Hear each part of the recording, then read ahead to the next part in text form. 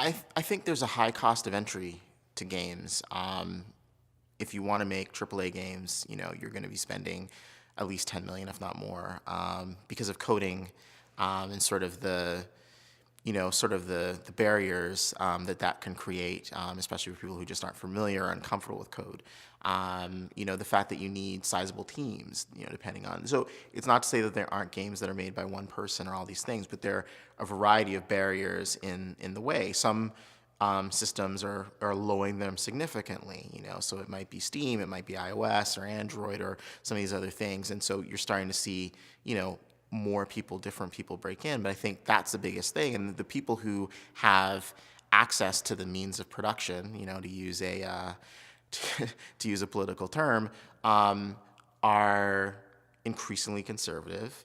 Making big budget games is very risky, and they tend to draw on a lot of the same cultural influences. So whether it's Saving Private Ryan, Black Hawk Down, Lord of the Rings, anime, superheroes, comic books, that kind of stuff. So if that's the limit, if that sort of bounds and defines, and then of course sort of where games have been before, right? So the more that's what is defining games, the more you're going to see, at least in AAA, a lot of games that are fairly similar.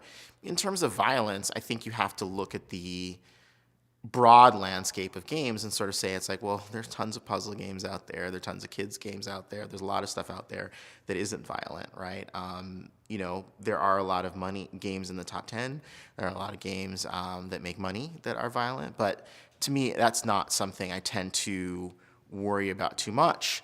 In that sense, what I do worry about is to sort of say, well, what else can we do, right? And I think part of the challenge is that a violent interaction, the audience understands that, and the developer knows how to create that, to do things that, you imagine a world where, you had autonomous AI characters that could understand you and respond to you and that kind of thing. I think if you could sort of will that into the world, I think games would be very different in a short period of time, right? But at the same time, do you really need to wait for that system to be perfected in order to start pushing things in that direction? I think, the reaction that I had and many people had to, say, playing BioShock Infinite, where, it takes a bit longer to get a gun, and I was sort of like, okay, feeling a little bit antsy, but not too much, really liking the world and, being up on Columbia and seeing all these things.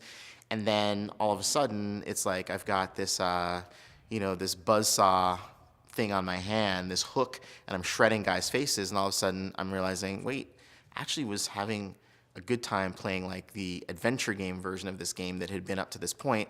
I didn't want to shred people's faces. Like, I actually didn't want to do that. In BioShock Infinite, they did a fantastic job inverting a number of the creative values from the original BioShock. So the original BioShock is set underwater, BioShock Infinite is set high up in the sky.